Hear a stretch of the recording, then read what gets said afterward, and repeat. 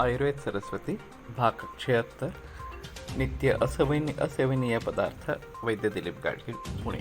तो जैसे दही के बारे में मैंने बताया कि दही रोज़ाना खाने में नहीं होना चाहिए, 3 ऋतुओं में नहीं होना चाहिए, रात में नहीं होना चाहिए वगैरह वगैरह। उसी प्रकार एक ज़्यादा प्रचलन जो है वो अचारों का है, खास करके कैरी या कच्चे आम का अचार, मिर्ची का अचार या और बहुत सारे तरीके के अचार प्रचलन में है। इसमें उसको टिकाने के लिए नमक बहुत ज़्यादा प्रयोग में लाना पड़ता है और तेल का भी प्रयोग ज़्यादा होना चाहिए। तो इन दोनों के जरिए ये स्वास्थ्य के लिए उतने अच्छे इस प्रकार के नहीं है। फिर भी बहुत सारे लोग बहुत बड़ी मात्रा में अचार खाते हुए दिखते हैं। मैं उत्तर प्रदेश में गया था तो मैंने देखा कि वहाँ अचार भंडार इस प्रकार के दुकान है, केवल अचार बेचने वाले इस प्रकार के दुकान है, और लोग रोटी के साथ सब्जी जैसा अचार खा रहे थे और करीबन 70-80 प्रकार के अचार उपलब्ध थे। तो ये थोड़ा गंभीर मामला इस प्रकार का है।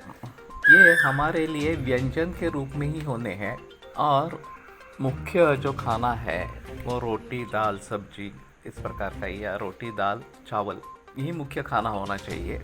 और ये अचार जैसी चीज़ें केवल व्यंजन के रूप में होनी चाहिए। वैसे नींबू का जो अचार बनता है वो उसमें तेल डालने की आवश्यकता नहीं होती, वो मीठा भी बन सकता है या थोड़ा तीखा भी बन सकता है और वो ठीक है।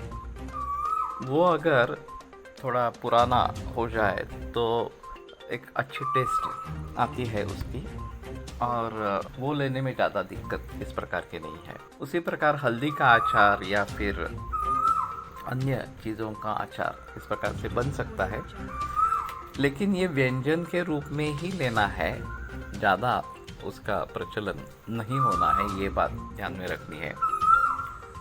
सिर्फ ये टिकाऊ इस प्रकार के पदार्थ है कि ज़्यादा दिन टिकने वाले इस प्रकार के पदार्थ है, और इसलिए इनका प्रचलन काफ़ी इस प्रकार से देखा जाता है।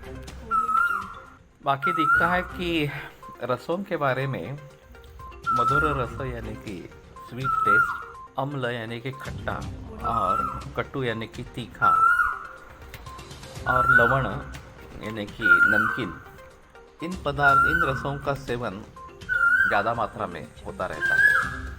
तो केवल मधुर ज़्यादा खाने वाले इस प्रकार के लोग दिखते हैं। बच्चे तो खास करके मधुर ही खाना खाते हैं। अम्ल या खट्टी चीज़ें और तीखी चीज़ें, कटु रसात्मक या उसको मसालेदार इस प्रकार से बना के ज़्यादा प्रचलन में है, और इनका भी अतिरेक नहीं होना है।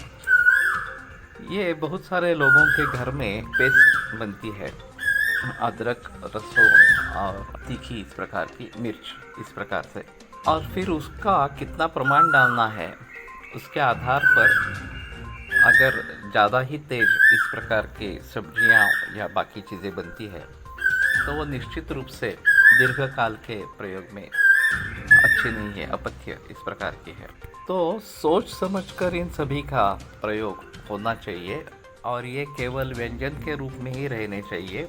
मुख्य जो अन्न है वो रोटी चावल और दाल यही होना है। नॉनवेज में भी ऐसा होता है कि 4 आने की मुर्गी और रुपयों का मसाला, इस प्रकार की बात रहती है।